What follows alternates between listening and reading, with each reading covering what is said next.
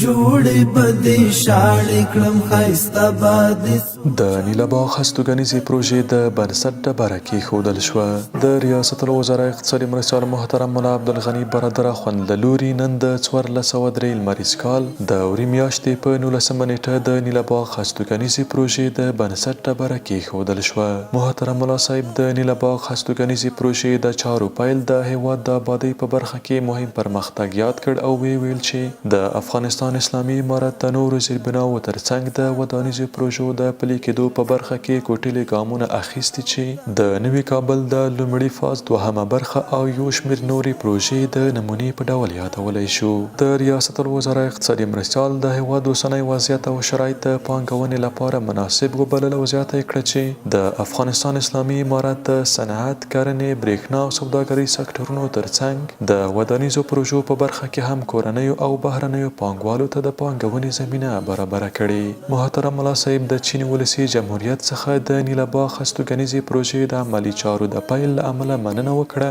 او له دوی څخه یې وغوښتل چې له افغانستان سره د یو ښه ګاونډي هیواد په توګه د سیمه ییز اتصال غوندې مهمو مسایلو کې هم په مشترکه او همغږي توګه کار وکړي. د ریاست الوزرا اقتصادي مرستیال د چین له حکومت او پانګوالو وغوښتل څو په افغانستان کې په مختلفو سکتورونو کې د پانګونې لپاره له شته فرصتونو څخه ګټه واخلي چې په دې سره به د کابل او بیجینګ ترمنځ اقتصادي او سوداګریزې اړیکې لا پراخې او پیاوړې شي. محترم ملا عبدالغني برادر اخوند د کور او ښار جوړولو وزارت او کابل ښاروالۍ څخه وغوښتل چې په پلازمینه کابل کې د تعمیراتي چارو ستونزو ته رسیدنه وکړي او اجازه ورکړي چې ودانیز کارونه پیل شي څو هیوادوالو ته کاري زمینه برابره او زیربنایي صنعت پرمختګ وکړي.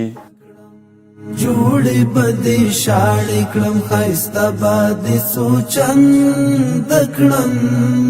هر لویشته خاوره به دې بیا ډکه له خونده کړم.